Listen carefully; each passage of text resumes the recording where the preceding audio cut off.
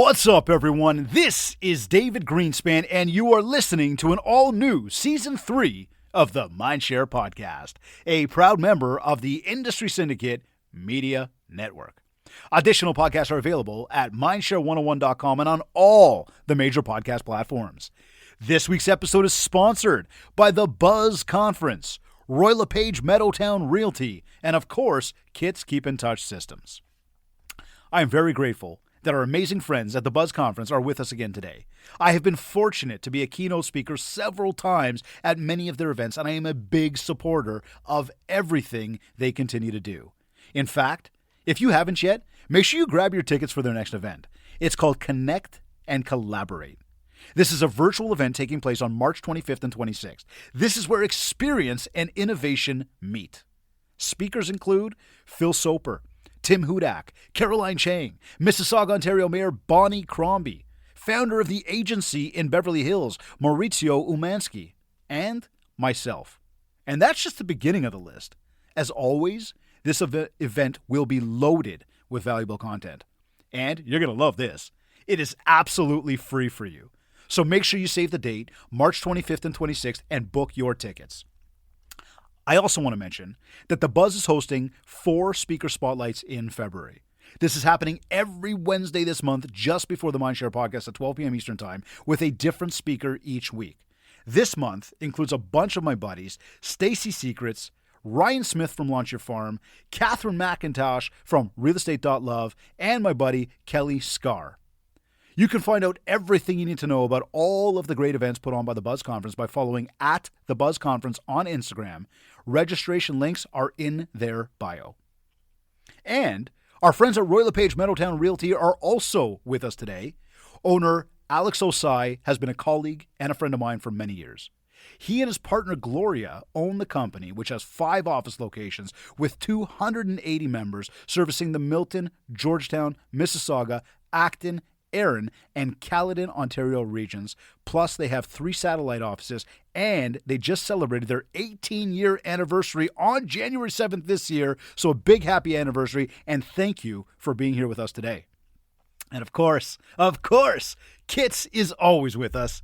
Kits offers a fully loaded cross-channel marketing suite for the real estate industry, including tools to help you manage your business, build mindshare, and drive even more sales. You can learn more on my site, mindshare101.com, by clicking on Marketing. I also want to share that our push to 100 reviews is still on. We are working to get to 100 reviews on iTunes. So here's how this works.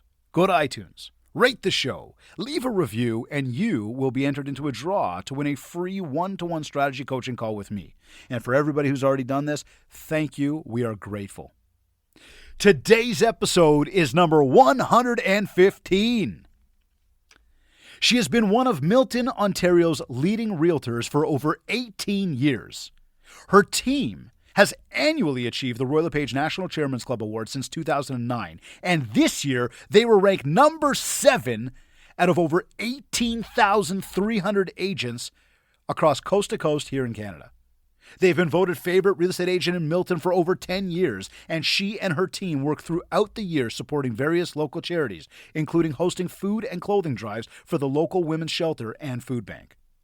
Known for quality service, market knowledge, and professionalism, she's a highly recognizable realtor who has built a career on repeat and referral business. This week on the show, I am joined by Amy Flowers as we discuss how a top producing realtor does it. Amy, welcome to the Mindshare Podcast. Thank you, David. I'm so happy to be here. Oh my God, it's awesome. You know what? It's been so many years together. Seriously, like it's been a long time. I think I met you when I almost first got into this game, like probably 16, 17 years ago. Yes. You were very, very new at the time. Yes, so absolutely. Was I. Well, we live, we learn, we get better, we improve, we find our path. And the next thing you know, here we are today. Yeah. But Milton's absolutely blown up, and you've certainly been a big part of, helping everybody move over there. One of those big growing neighborhoods in Ontario for sure. But I got a question for you. And I wanted to open up with this today because I get this all the time, and this one's loaded. Okay. But this happens all the time with coaching clients and people that I talk to. And it's, the big question is, how do top producers do it? And that's exactly what I want to dig in with you. And I actually want to go backwards in time. Okay. And I want to ask you, where did your absolute first deal come from? I wish we went over these questions before we started. Okay. So what do you want to know first? Where did my first deal come from? Yeah. Where did your absolute first deal come from? My first deal, I would assume, is very similar to a lot of people. It was a friend of mine. We were going to see a property in Acton. It was on Kingham Road. I don't exactly remember the price, but it for sure was under 200,000. It was low. It was those townhouses down there. We lost out in multiple offers on one, and then got the second one. Multiple offers back then too. Yeah, 18 years ago. Wow. And was it as crazy with the multiples back then as it is today? Like, obviously, not even just the way things go. What processes are different about it? Anything, or is it just still? I mean, when it's multiples, it's multiples. It's not even close to the way it was back then. It was so. I mean, home inspections were regular. That they were a thing. Let's see. The market was definitely slower back in 2002. Oh my God. People were not as aggressive on price, not even close. So it's completely different now. It is totally wild out there. And that's one of the big things right now that I'm looking at, that gets me is, I was talking to somebody yesterday and they said that the price, it was listed $799 and it sold for $960. Right. So it's, you're going in pre-qualified for X, yet you're spending Y. And I'm trying to understand, why are you spending Y? Like, where are you getting the extra money from? I've asked this question a million times. I cannot figure that part out. Well, okay. What I would say right now, there's no better thing that you could have as a buyer. You need to trust your agent. That's all. Because what's happening is we're seeing sellers. There's no rhyme or reason. So it seems to why they're pricing their houses the way they are. So let's say you put your house up for sale and they price it at $500,000. Fine. But you know very well it's going to sell for $620,000. So anybody looking at a house at $500,000, they're not going to be able to afford yours. So you need to be able to trust your agent to guide you to say, you know what, we're not going to go look at this one because it's going to sell for $620,000 and you can only afford $5,000. On these flip side too, though, they're going to be able to guide you to say, hey, this one, it's listed at $650,000. I don't know what they were thinking. It's actually going to sell for $620,000. So we can go and see that one. The basics of it is trust your agent. They're going to be the ones to guide you to see the houses that will fit into your budget. So you don't fall in love with something and realize it sells for $100,000 more. That's so frustrating. It totally is. And so so the question becomes this then, right? Because we see this and we hear this a lot where it's, yeah, but I told them what the comps were. I told them that it's not going to sell for that. I told them that the offer needs to be higher. They didn't believe in me. They didn't trust me. And now they're kind of pissed off with me. Okay. So how do we build that then? How do you build trust with your clients? Well, I know, loaded question, right? Like that doesn't happen right at that overnight. I mean, that's gotta happen well before. But I mean, okay, here, let me put it in a better way. Let me, because that's like a massive question. Mm-hmm. What can I do to build trust kind of as we get into that, whether we sign the BRA or we just start working together, we're doing the shop, whatever. How can I get you to go, look, like I know what's going on over here. And when I tell you, like, go in at this price, go in at this price. When I tell you we're not going to get it, we're not going to get it. How do I get people to go, okay, fine, I believe you? Okay. So I would say a bunch of different things. One, credibility. That always helps. So, I mean, you have to build that, but credibility. Knowledge in the market, showing that you know more than they do. You know how many times buyers have come up and say, oh yeah, I know that one sold for this and that one sold for this and this. I'm like, wow, how did you know all of that already? So knowing what is going on in your specific market, that is key. If they're telling you the sold prices of houses, there's a problem. And why would they trust you? Why? To guide them. So that would be important too. Understanding your buyer and understanding the motivation behind why they're doing what they're doing, that will help with trust. That you're not just in it for you and to try and get a sale. They understand that you're there working for them in their best interest of their specific situation. Also to that, so what's that? But this would be number 4. Also to that would be understanding their personality style and understanding how they want to be talked to. So if you're a fun loving guy and you just want to know things and you're very family oriented, you might not care about numbers and statistics and all that stuff. So I'm not going to share all that stuff with you. I'm going to talk to you on your level and what's important to you. And on the flip side, if you're an engineer and all you want to know is asset sold ratio, absorption rate, what's going on in the market, where are the school districts, I'm not going to sit and have a beer and chat with you.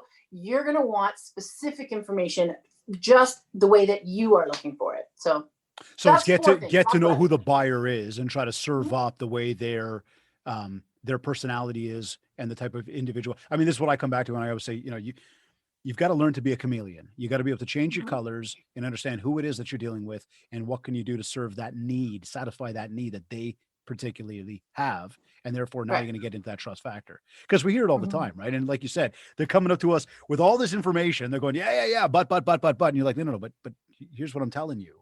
It all starts with trust. Right. Okay. So then when we go back to that first deal that you got, even though it was a family member or a friend, right? Yeah. How did we build that? What did we do to actually get that deal? Right. Because we don't have trust at that point. We haven't got a hell of a lot of credibility. People don't believe that we know what we're doing just yet. Do you remember even what you did necessarily? Well, it was a friend. It was a friend. So I had trust. Okay, cool. I was able to show market knowledge because I didn't have anything else to do. So you bet I researched the heck out of that street. I knew everyone that sold. I knew everything. What else was I going to do? So that helps. Okay. And then, when you started to, grow your petals, I'd say your wings, but hey, Amy flowers. I get you. How did you seriously though, how did you begin to grow that brand? I mean, outside of obviously coming up with a logo and a set of colors and a theme around the brand. And I mean, we've seen the brand evolve over the years. But what was the starting point there to building that brand, which has become incredibly recognizable? Thank you. Was years ago. I remember going to a Hobbs Herder conference and they were all about branding, and branding was not a thing back then. This was a long time ago. And I remember them saying, look, open the newspaper back then. And you would always open it up into the real estate section and you would see little house, little head, little house, little head, little house, little head. There was no identifying factors in at all. And I kind of sat there in their conference. I don't know where it was. And I was like, this is what I want. I want to treat my business like a company, not just a business, like a company, like a corporation. And if I'm going to be Pepsi, then I need a logo. Then I need a look. I need color. I need whatever that is. And it's going to transcend through everything, through every platform that we had, through the way that we talk, all of that stuff. That's how it started. So it was having that vision that this is not just a job for us. This is a company. This is a corporation. And we even talk about it now. Our structure is very corporate-like. And we have people who specialize in each different department. Okay. So it was that idea of noticing where the gap was, or the opportunity to sort of stand out was. And we call that building mindshare. But you notice that opportunity in the old school of the newspaper, and also had the vision for what you wanted to grow in terms of your business. Okay. So we're getting the deal. We're starting to find our path in this industry. We're realizing that we want to brand ourselves. We've got this vision to become Pepsi, and I love it because it's, we talk a lot about this is go big, right? And for everybody tuned in, understand something, that when you push yourself to go bigger, right, you are still going to achieve something, and you need to be very satisfied with what you achieve. But as you're always striving to do more, you will achieve more. You've got to put your focus on it though. So, to that, then now you've got this whole brand coming together. You got this vision. Now it is about building mindshare. So what are some of examples of marketing that you do? And what do you find as, and again, obviously, keep your trade secrets to yourself here, but what can we share with the industry to basically say, here's some of the stuff I do. And here's what I find is absolutely some of the most effective things that I do that even other people can do. Well, I would go to being an early adopter just in general, that was one of the main things that has always set us aside. And that's been over the years. David, I remember talking to you years ago. You remember when the calendars first came out? Yeah. I was one of the first people to be like, oh my God, I need this. I need this. I remember exactly where I was the day they were mailed out, because we decided to take your calendars, which were awesome. For those who don't know, they're amazing calendars, and it puts your client's name right there, front and center every month. They love it. My name's down at the bottom, but your name is the focus. So I remember you promoted those calendars to us. I signed up all of our clients, but then I also signed up a bunch of agents as well. People that we had done business with, potential referral partners. I was in Hawaii when those things dropped at Canada Post. I was walking into my room, my beautiful suite at the Sheraton. Pardon? You remember? I think I remember, because I think you messaged me. You're like, Hawaii. dude, I am in Hawaii right now. And right. People kept messaging me, calling me. They're like, these are the best things ever. We've done them ever since. So that's an example of one of the things that we've done. Thanks, Amy. We'll stop right there. Guys, everybody take care. That was a great show. No, I'm joking. I gave you a big, huge plug and you didn't even ask for it. No, sorry to cut you out there. Keep going. That's okay. So early adopting, nobody was doing those things at the time. They felt expensive at the time. They're definitely not for the value that they are. But that was one of them. Other things, the branded cars. Nobody had branded cars in Milton. Yeah. We branded the heck out of our cars, and we don't have one, we have 3. And they're little Beetles driving around. It suits our brand. The big 9-foot tall open house signs. Those were really popular in the car industry. I went to a trade show once and I saw these big, huge open house flag signs. They're like 9 feet tall. I'm like, what the heck? Like, I want those. They were crazy expensive at the time, but I'm like, no, I'm going to be different. We're going to put this out there. And they were a huge, huge hit. And now I see them all over the place. And then the most recent one, which is the biggest one that I'm excited about, I can't wait to talk about, is the loft. The loft is something new and innovative that nobody has done so far, which is providing a space for people to go to when their house is being shown. It's a space for them to be safe and relax, work from this space. And that's what the loft is for us. So those are the different types of things that we've done over the years to be successsul, to bring us to where we are. Okay, so the early adopter, I love that. I want to dig in for a second here, the loft. Yeah. I think I've either seen you talk about it or you wrote it somewhere. I've talked about it a lot. Okay, that's so excited. Building mind share, that's what it's about, right? But tell us more about that for a second. That's real interesting. I don't know that I've heard. And just before you do that, let me say something. Because as you said it, this is what came to mind. When Howard Schultz decided to take over Starbucks and build Starbucks into what Starbucks is today, the thought wasn't, we're going to go sell $17 cups of coffee. The thought was, and for everybody, pay attention to this, because this is going to segue perfectly for you. The thought was to create a place between work and home that people could go to relax, they could feel safe, and they could unwind. That is how Starbucks became what Starbucks is. It's because of the thought and the vision. So now tell us about the loft for a second, because it sounds very, very similar in a mindset perspective. I would have to agree with you. The way that it came up was I rented this space. It was actually just supposed to be an office space for us, for our team to be a place for us to be separate from everyone else, very private. Every office had doors, every office has windows. And then it was a bonus space up top. I was actually going to make it a gym, to be completely honest, if you really want to know, because I can't go to the gym right now. So I was going to bring all my gym equipment, stick it up there. It's a nice, beautiful open space. I'd be able to work out. It'd be great. Well, just before Christmas, our stager has kept calling me and saying, Amy, we can't get into the house to take our furniture out to destage the house because the clients are there and we can't be in the house when the clients are there, right. And they have nowhere to go. They can't go to Starbucks. Right. They can't go to the library. They can't go anywhere. So I thought, okay. And it just kind of came to me. I was at the Brick, was shopping for a TV. And I was like, no, okay, I'm going to fix this problem. I got it. And then it just kind of blew up. And then it was, I have a space. I'll move some staging furniture upstairs. I have the space. It's awesome. I was supposed to be there now, but actually clients are in there, so I couldn't. So I have this space and they can just come and do what they want. And then I thought, no, you're the Amy Flowers team. I'm like, this is going to be amazing. We want this to be the best experience ever. So we've got popcorn and the treats and comfy blankets and the TV. You've got Apple TV and Disney Plus and all that kind of stuff. You've got a work at home area. You've got a lounging area. You've got a dining room area. You've got an espresso machine. I've actually had people call me to say, we don't need to sell our house, but can we come and hang out in the loft? Awesome.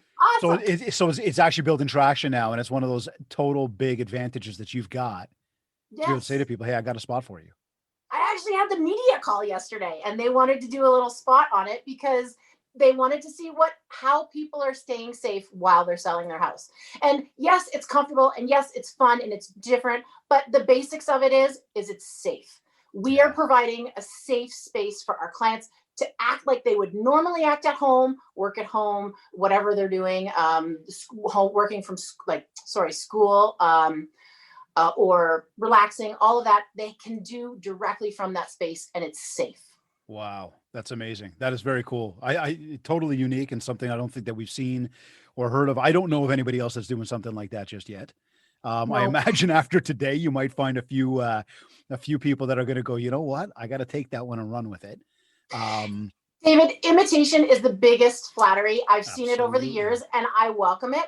And really, it's going to keep more and more clients safe. I'm great with it. Imitate it all you like. And you're absolutely right, because one, being an innovator means that you're leading the way. People are going to do what other people do, and they're going to try to copy and imitate and do. Remember, anything that anybody does, and this is for everybody tuned in, right? The way Amy went about this, there was a passion and a vision behind it. It wasn't just a means to, sell more property, but there's a real passion around caring for people and taking care of people. And again, as we are out there genuinely trying to take care of more people are going to take care of us, and things are going to happen, and things are going to be good.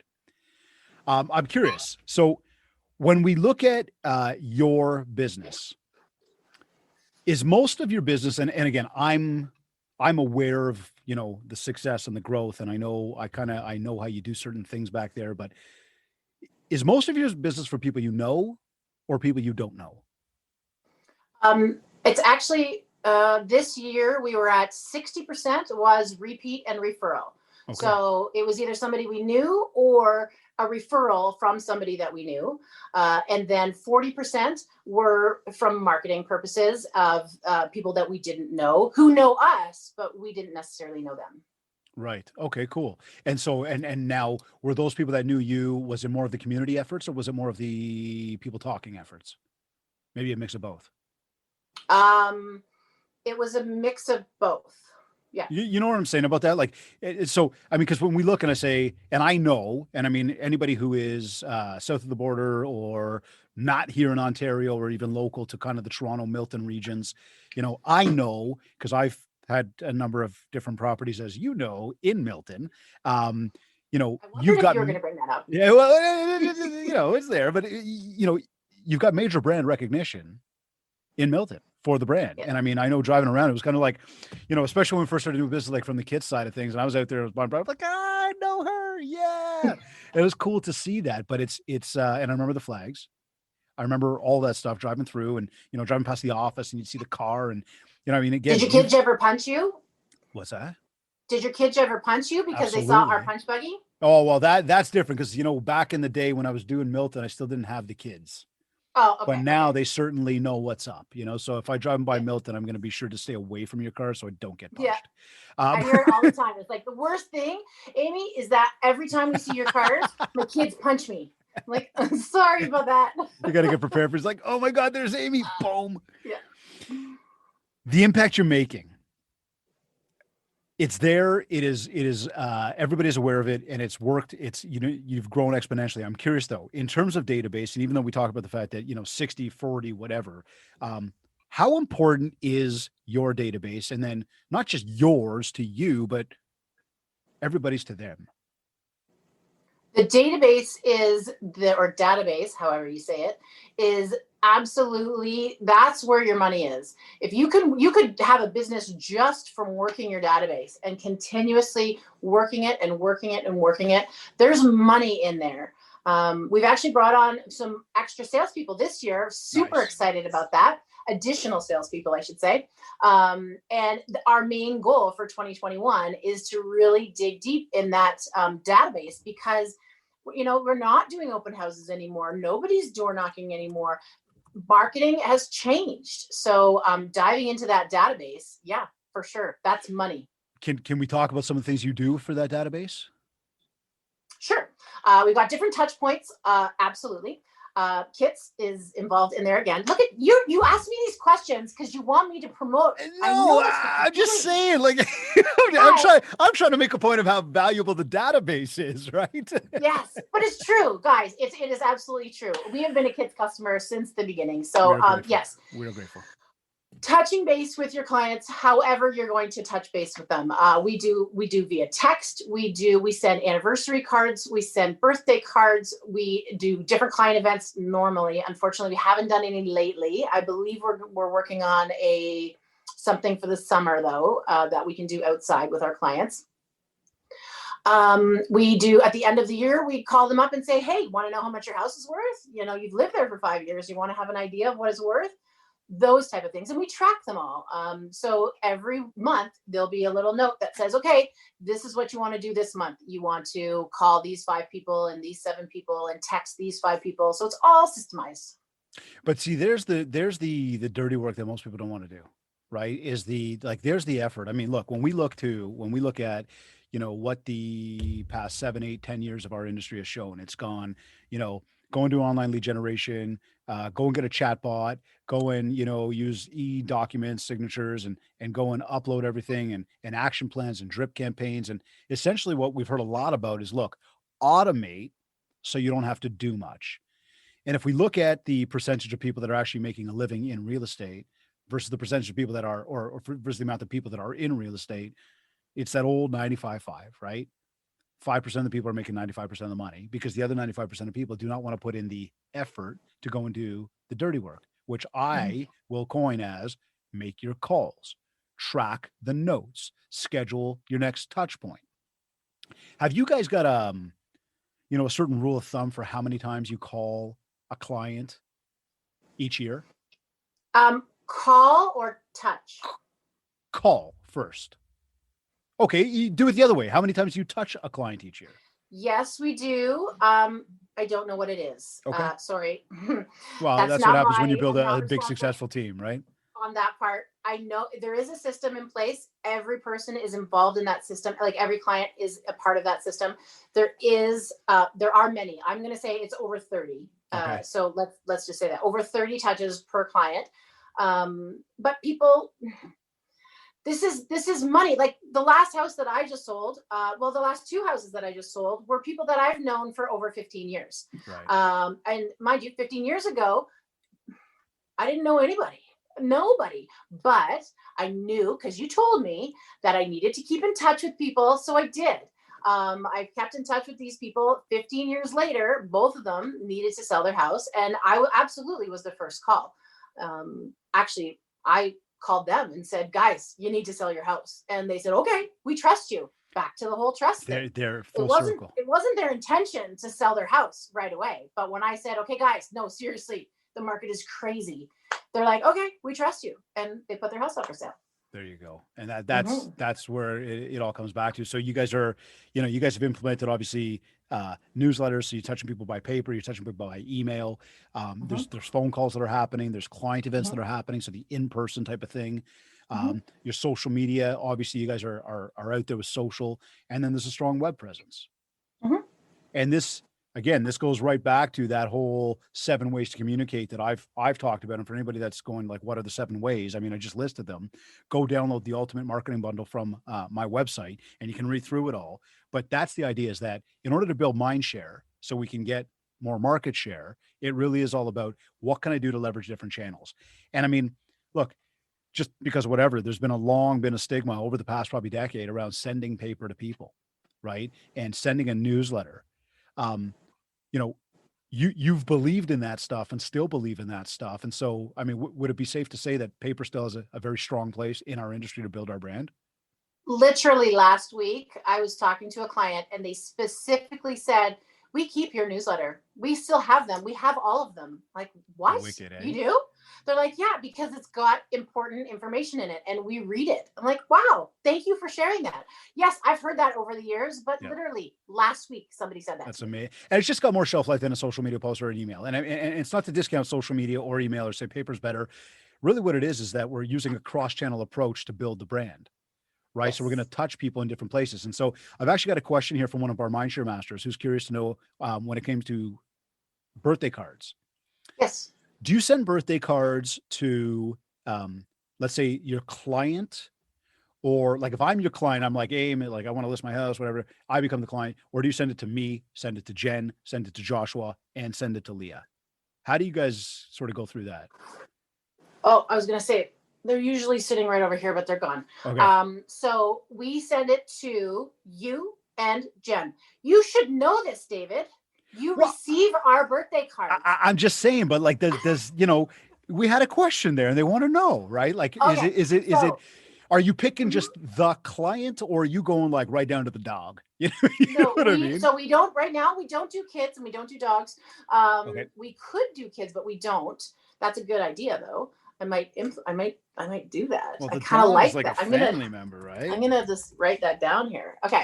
So the way we do it right now, we started this program. Sean Ziegelstein was the one who suggested it, and we should have done it a long time ago.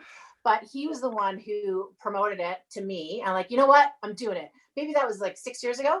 So it has to be systemized in whatever database program you're using, and we have all your information from FinTrack. So literally, I've got David's information, I've got Jennifer's information, and once a month I print out, okay, who's got a birthday coming up this month?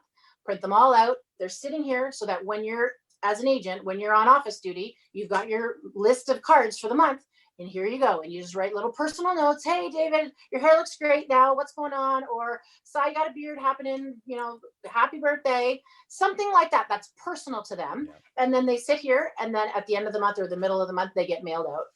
So that's how we do it. What about but I don't really have time to write the card. I'm going to hire a company to do it for me because, they can automate it. Thoughts on that? So send out cards was something I did look at a while ago, at the very long time ago. But I thought, no, we're going to do it ourselves. So we go to Vistaprint, get them to print a bunch of cards. We have red ones and blue ones.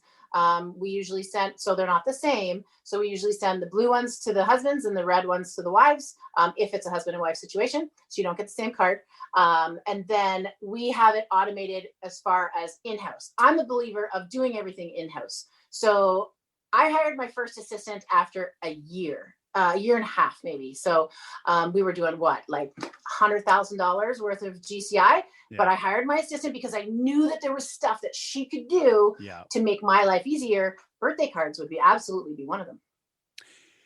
So, okay. So we believe in the power of the pen. We believe in doing stuff in-house. We believe in making it incredibly personal. And again, to everybody listening, yes, you can go and find a service to do this. And I'm not knocking send out cards. And I know I kind of made fun of what if I don't want it? But that's the reality is we're coming back to trust. We're coming back to relationship. How do we build that? We stay involved in the game. And this way, when it's our time to get in the game, they're going to call us first. It's that simple, right? So now when we talk about branding in the community, we've mentioned the car. We've mentioned the 9-foot open house signs. You've talked about doing events. Mm-hmm. What other kind of things are you doing to build the brand in the community? I mean, GeoFarm, website, advertising, social take me through some of that stuff. Are you doing any social media advertising, spending money on social to get leads? I wish I had my marketing manager here to be able to talk to you about that. I can only talk on a very, very basic level. Yeah, that's cool. Yes. So we have a separate marketing department to do that for us. Okay. Geofarming, or geofencing or geofarming. I don't know. Yes to that. Geofarming for the flyers going out to the neighborhood, right? So paper. Okay, like paper flyers. Yeah. We do a little bit of that. Geofencing maybe is the social side of it or the online side of it. Google ads, yes. SEO stuff, yes. All of that is happening. So the answer to your question is yes, we're doing all of that. It's a mixture of everything. Okay, and I mean, obviously one supports the next, and it's very targeted to the specific area that you're working in. Hence why, you've really taken a stranglehold on especially the Milton area. David, it didn't start that way though. Right. It started, you would just do one thing. So maybe it's your database that you're going to work on, and it's just one thing that you would do. And then you would add something else. So we started with anniversary cards. We started that. That's what we did. And then the second thing we added maybe was an after sale program, and where we would give them information about the house and stuff like that, or in the town after the sale. And then maybe we added the birthday program. So it's consistent growth, small consistent growth that will just always be there. And if you can always layer on top, then you can get to the point where when you ask the question, do you do this, and this? I'm like, yeah, we do all that. Yeah. But it wasn't always that way. Right. And I mean, obviously budget is a very real reality. Like you said, when you first start 100,000 GCI, you go hire an assistant. We're not blowing our marketing budget on online and all this other stuff. We're focusing on the database right now to be able to bring in more dollars. Yeah. Right. I saw somebody ask a question because it showed up on my screen and I just wanted to go to it. The question was, when you hire your first assistant, what did you have them do? And I wanted to talk about that because when I hired my first assistant, it was because I was in a conference. I think it was a Richard Robbins conference. And he was the one who said, you know what? I hate cutting the grass. I've never liked cutting the grass. And it was a long time ago. So he says, I can pay somebody $10 an hour to cut my grass. And guess what? I've never cut my grass since then. Like, I don't do it, just ever. So what are the things that you could hire somebody to do at whatever, $10 an hour? That's what it was back then. That could free up your time to go get new clients, to work on your business, not in your business, to spend time with your family, whatever it is that was. So I was on a flight somewhere, probably on the way back from his conference, and I grabbed a pen and paper and I just wrote and I just brainstormed and went and just diarrhea all over on the pen, not actual, and just wrote all of the things that an assistant could do that would free up my time. And that's how it started. So some of the things, creating systems is like the birthday card system. All of these specific little systems run right from the beginning when you list a house, even before you list a house and keeping in contact with leads, right through to the after sale program and how you're going to keep in contact with them. If you just sit there and brainstorm, I bet you're going to come up with at least 50 things that someone else can be doing. I could come up with 200. Oh, I was about to say the same. Take pen to paper, put it down and start marking down exactly what it is you don't want to do. You don't like doing, and I've heard many times, oh, but I shouldn't be doing these $10 or $15, an hour jobs. And I also remind people that, there's a time and a place when you can finally give that up. But there's also a time and a place where it really does require you. And one of those places might even be putting pen to paper when it comes to writing a birthday card. Right. And I want to go back to the team in a moment, but I wanted to ask in terms of when we're talking about, the database and the community and the marketing and whatnot, when you do your events and you've got people coming, and this is like normal world, obviously, right? What are you doing in terms of promo items to give to people? Do you hand out T-shirts and pens? Do you hand out flower seeds? Do you hand out, keys to car? I mean, what are you giving to people when they come to your events in terms of branded promo items to have on hand? So I'm going to answer it differently. So the branded promo items that we have, we don't necessarily use at the events, and I can talk to you about that later, but we have pens, we have water bottles, we have keychains, we have our staff wear clothing. I know there's much more that I can't think of right now. I'm just looking around. What else do we give out to clients? I can't remember. I know that there's a lot more stuff though. But there's a number of things that you guys have as what we'll call swag. Swag, yeah. That when you're at an event, it's like here. The most recent one was these. These were sorry, they were new, they were brilliant. Back in March when you couldn't get anything, these are it's a little package that you keep in your purse or in your car, and it smells like alcohol because there's alcohol in them, but we branded them. And I went to Staples and I'm like, hey, I want these. And they're like, yeah, good luck. No, you can't have them. And I'm like, well, I want it. And they said, well, okay, so the minimum order is 100,000. No, 10,000. Sorry, 10,000. I'm like, I don't need 10,000 of these things. I need like 1,000. They're like, well, that's it. That's all you got because everybody wants them. I'm like, you know what? Give me a day. So I go to my friends and I'm like, Patricia, Susan, all of my friends. I'm like, do you need Jonathan, Mike? Do you want this? I'm doing it. Do you want it? So within a day, I had 10 people. Nice. I called Staples back. I said, okay, I want 10,000 of them. And literally, we just put a sticker on the front, and that was a new innovative thing. So now I've got 10 people out there who all have these awesome little hand wipes. So that's swag. I wasn't sure if you were saying that they smell like alcohol and it was like a double whammy for the people that, were finding the LCBO closest. No.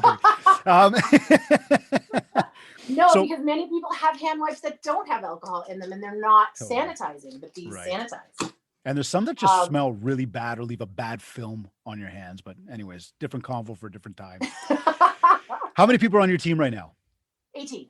18. Holy geez, you're just taking over. Yeah. Like you continue to grow. It's unbelievable. Now we go back to this thing about the assistant and we talk about, what were some of the first activities? And you said, build out the system. How did you know, like you said to yourself after that conference, like, I got to get somebody to help me. So they came in to help me. But now it's that point where you're like, okay, look, business is on this upward trajectory. Things are good. I'm starting to make money. I need more people. Now, there's always this common fear around going to hire people. And again, at 100,000 GCI, you still got to support yourself and your family. How the hell are you going to go support somebody else's family? Okay, you know what? I'm going to wait till I get to 1 million, or I'm going to wait till I get to 250 or 500, something that I go, okay, I can now bring somebody on. What was your like breaking point there where you're like, no, screw this. I need it now. We're going to start doing this. And now like you basically said to yourself, it's the right time to start the team. I mean, how did you make your first hire? And what should people know about bringing somebody on?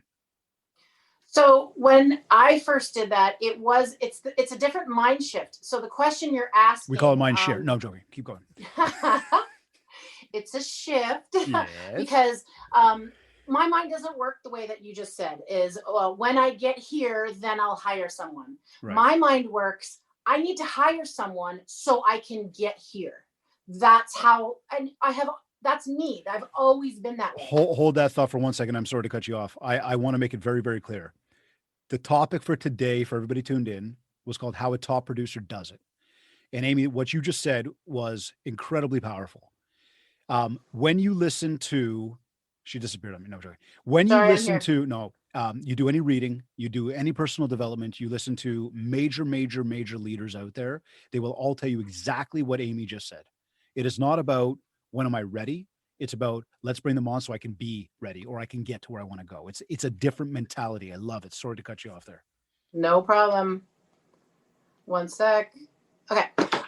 So that has always been my thing from the time I was a kid. It wasn't, I remember I was 21 and I wanted this LCD TV. Like those were $5,000 and for a television, but I'm like, I don't care. I want it and I'll figure out how to pay for it later. And that to me has been the driving factor of how our business has grown and grown and grown. Same thing with adopting and change. Like it's just, well, I want to adopt, I want to change, and we will see how it benefits our business later. I don't know. That's my brain. Well, like you said, though, early adopter focused on what is it that I can do that's creative? What is it that I can do to win? It's a winning mentality. That's what it comes down to, right? Who was I listening to the other day? It might've been Grant Cardone. He said something about, and I'm going to totally flub this. So I don't want to try to verbatim this whole thing, but he said something about like Jeff Bezos. He goes, or Elon Musk. He goes, these guys didn't like worry about the how. They said they were going to do it and they just started doing it.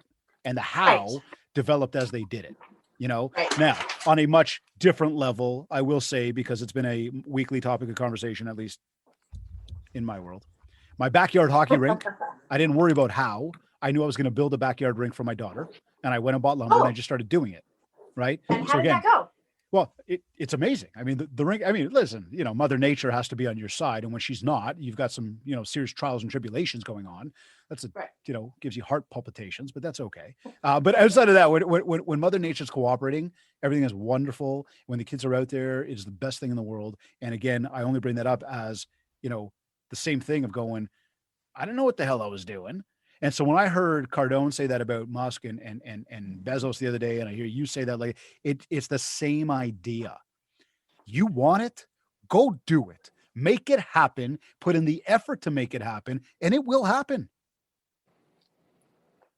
That's really what it comes down to, right? So tell me this now. You're busy. You're slammed. You got so much going on. Half the things I'm asking you don't even know because you got people doing it for you. And I say that with love. I don't say that in a bad way. I say that with total respect. To me, that's a good thing. All due respect on it. I say that sincerely. How do you manage running your business? And I'm talking like Amy gets up. She's got a team of 18 people. There's a ton to do because we also know this. When we bring people on, we have a responsibility to those people. We have a responsibility to push them to be better. We have a responsibility to motivate them to keep winning. We have a responsibility to steer this ship and be the captain of the ship the whole time while still worrying about ourselves. How do you manage all of that? So earlier on, it was, I need to make sure I'm spending a lot of time working on my business, not in my business. Yes, I need to work in my business to be able to have the revenue for sure.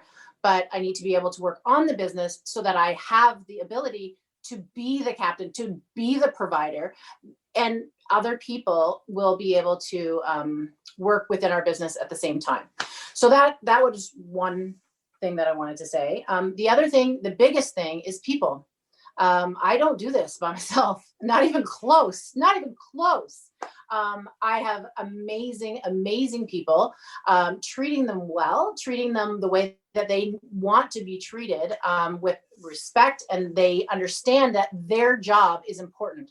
Every role on our team is so key and so important in the whole client experience. And if one of those is even off, everything can fall apart. So people understanding how important they are, and I'm able to rely on them to do what they're so amazingly good at. So what's the most important thing you do in a day to grow your business, and how do you know it's been a successful day? I empower people to be amazing. That's what I do. I don't micromanage them. I let them do their thing. And that's the biggest thing that I can do to make our business successful. Is to empower those people to do what they do and not micromanage. Mm-hmm. Okay. So that again takes us full circle back to the trust factor. You have trust in them. They have trust in you. So we've got a circle of trust. I think it was Robert De Niro in Meet the Fockers that said, the circle of trust. But we've got a circle of trust that we develop, and we develop that with clients. We develop that with team members. We empower people to be better. And as we're out there helping people, we become a top producer.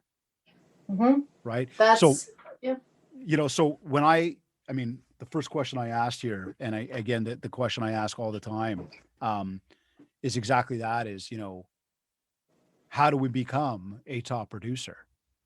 And this is all about the very finite little things that we do every day. This is not about necessarily automation. This is not about throwing a ton of money at things. This is about being strategic about what you want, but also having a vision to get there. Are you somebody that sets goals? So, have you ever been that person? No, like I'm not. It took me a long time to be that guy. Like I was the guy that would listen in the audience and be like, no, I'm not writing this stuff down. Everybody always says you have to set goals. You have to set goals. You have to set goals. I'm not. And I hate admitting it because I know. I saw that when I asked you, you was like, oh, Dave. I can't lie. So the reason I say I'm not, it's a different mind shift, or a different mindset, period. Yeah. Most people require the goal and then they achieve that goal. And I think that's amazing. It's super motivating for many, many people. But remember, I'm the type of person, I go get the goal and then I figure out how to make it work after the fact. For instance, the TV that I was telling you about. Like if that's my goal, then I'm going to go get it and I'm going to figure it out after the fact. If I want to have an extra person so I don't have to do the marketing, say for instance, I'm going to go get it and I'm going to figure out how to pay for it later. Okay, so then I'm going to ask you this one, and this one's a funny one because it also goes back to where we started around the cost of houses and the multiple offers. Now we've got a buyer, okay, and how do we coach a buyer through this? We've got a buyer who says, I'm looking at the $800,000 home and I'm pre-qualified at 800.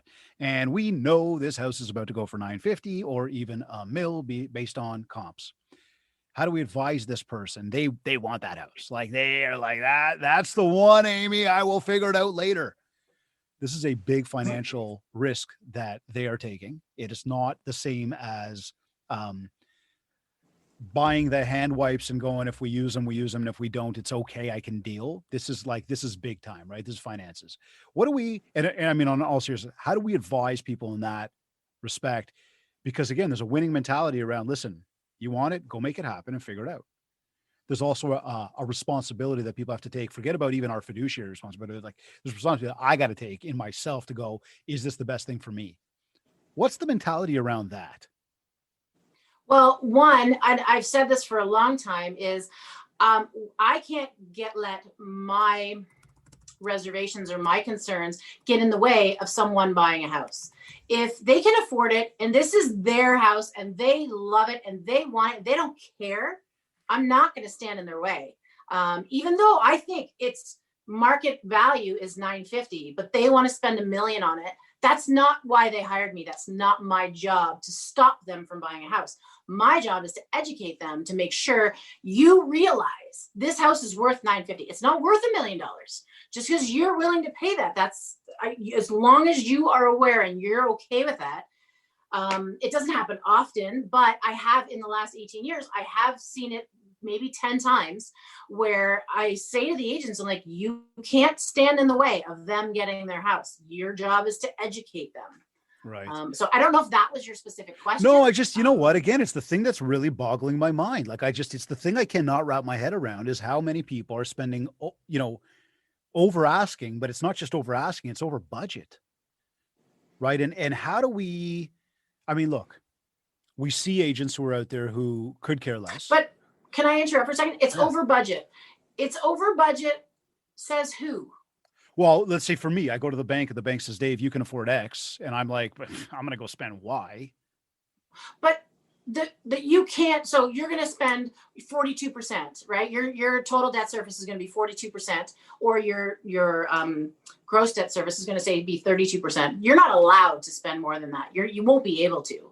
So if you're running under a total debt service of 42% and you can afford that $1 million property, who's to say that you're spending over budget? That's actually exactly my point, is that in most cases, what'll happen is I'll go get pre-qualified. I'll be told I can buy 700. So I'll go shop for 700. If it gets to 750, maybe I'll push a little bit. But the minute it goes to 900, I technically cannot afford anymore. Yet we're seeing people spend this money. What I'm trying to understand is, where's the money coming from? And I don't think you've got that particular answer. I'm saying in general, to me, that's the thought right there, is if you can afford it, it's one thing. If you cannot afford it and you were not qualified at it, how are people doing this right now? And that's a lot of what we're seeing out there. So the assumption, I know I'm gone, I'm coming back. So the assumption is that the people can't afford it, but do we know that for sure though? Because they're making it happen. They're closing the deals. Yeah. They're coming up with the money. And we know if they're in conventional financing, it's not more than 42% total debt service. So they can afford it. Maybe they didn't want to go that high, and maybe that's the breaking point. That's why they started there. Yeah, potentially. It's all confusing, and I don't think anybody has the answer. We've asked economists these things, and people just don't have the answers. But anyhow, that's one of those things I'm going to continue asking until I find out my exact answer, and then one day I'll have this big revelation. But watching the clock here, and we are about to open up our Mindshare Masters VIP room once we get off air to see if spend a few minutes just asking some private Q&As here. What last words or tips can you share so that everybody who's tuned in can use whatever it is, whatever advice you can provide to them to help themselves get out there and build more mindshare? My biggest things that I've learned was treat your business like a business, for sure. Pay people to do the things that you don't want to do or that you're not good at. That's the other thing. Maybe you want to do them, but you suck at it. Then you shouldn't be doing that. So leverage is a big one, in a positive way. So I would say those two, and then being an early innovator or an adopter would be really good too. Where can people find you? amyflowers.ca is our website. We're all over social media as well, both Instagram, LinkedIn, YouTube, Facebook, everywhere. I'd love to come on over, check us out, comment, chat with me. I always respond. So when you're wondering who's responding, a lot of the time it's me. There you go. An open book. And we're very grateful for your time today and for you sharing all of your insights with everybody. I know there's been a lot of people watching online. So I hope everybody's been taking notes. And I know that we're going to have even more people tuned in on iTunes, Spotify, Stitcher, and all the other places that this thing syndicates on Friday. So Amy, a big thank you for joining us today. Thank you. It's been an honor to be asked to come and talk to you. I appreciate it very much. You're either listening to this on iTunes, iHeartRadio, Google Podcasts, Stitcher, or Spotify. Or maybe you downloaded our free Industry Syndicate podcast app, or maybe you went to my website, mindshare101.com. And while you're on my site, make sure to download your free copy of the Ultimate Marketing Bundle for Realtors. This is a 31-page ebook packed with a ton of tips and tricks for you. Plus, there's a ready-to-go 90-day social media content calendar to help you build more mindshare so that you can get more market share. And if you want to talk about personalized one-to-one coaching to help you get to your next level, get in touch with me. We'll set up a free consultation call to learn more about what you're looking to achieve and how I will help you do just that. Also, don't forget that our push to 100 is on, so please be sure to go to iTunes, subscribe to the show, leave a review, rate us, and you will be entered into a draw for a free one-to-one strategy coaching call with me. And if you haven't yet, connect with me on Facebook at Mindshare101 and on Instagram at DavidGreenspan101. I want to once again thank the Buzz Conference for sponsoring today's episode. Do not forget to follow the Buzz Conference at the Buzz Conference on Instagram and either click the link in their bio or visit thebuzzconference.com to grab your free tickets for our March 25th and 26th event. And tune in, of course, into the speaker spotlights happening every Wednesday this month. I also want to thank LePage Meadowtown Realty for sponsoring today's show. They have a really great group over there, and we are fortunate to be able to work together. And of course, I want to once again thank Kids Keep in Touch Systems for sponsoring today's episode. If you haven't checked us out yet, just go to my site, mindshare101.com, and click on Marketing. This has been another episode of the Mindshare Podcast. Thank you for tuning in.